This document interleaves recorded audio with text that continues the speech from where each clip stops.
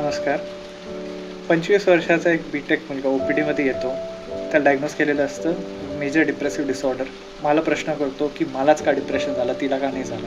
तर उत्तर मला त्याला मी जे सांगितलं ते सगळ्यांना सांगू इच्छितो. सेकंड इज लाईक या 2 गोष्टी असतात. आपल्याला जर मन असेल तर मनाचे आजार होणार, हात असेल तर हाताचे आजार होणार, हृदय असेल तर हृदयविकार होणार. दुसरी गोष्ट म्हणजे जे बायोसायकोसोशल मॉडेल आहे त्याच्यामध्ये बायोलॉजिकल असतं.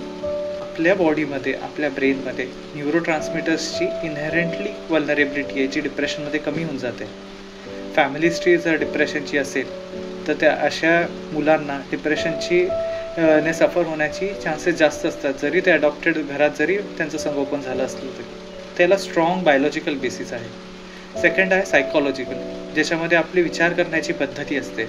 सगळंच चांगलं किंवा सगळंच वाईट, नाहीतर आपण खूप मोठ्या गोष्टीमधून काही गोष्टी सिलेक्टिव्हलीच आपण बघतो, फक्त वाईटच गोष्टी बघतो. हे सगळे कॉग्निटिव्ह डिस्टॉर्शन्स असतात. अँड थर्ड आहे आपलं इन्व्हायरमेंटल, जे सोशल फॅक्टर्स असतात. म्हणजे मला सपोर्ट सिस्टीम कशी आहे, माझ्या आजूबाजूचे लोक कसे आहेत, मला फॅमिलीमध्ये माझा रोल कसा आहे, मला सपोर्टिव्ह आहे का, मी जिथे काम करतो तिथे मला समजून घेतात का, मी जे करतोय ते मला आवडतं आहे का. तर हे जे तिन्ही असतं आणि तिन्हीमधून कॉजेस येतात, तेव्हा एक मनाचा आजार असा आपल्याला एखादा व्यक्ती सफर करतो. तर असं नाही की तीनपैकी एखादी गोष्ट असेल तरच मनाचा आजार होईल. तिन्ही गोष्टी कॉन्ट्रीब्यूट करतात. थँक्यू.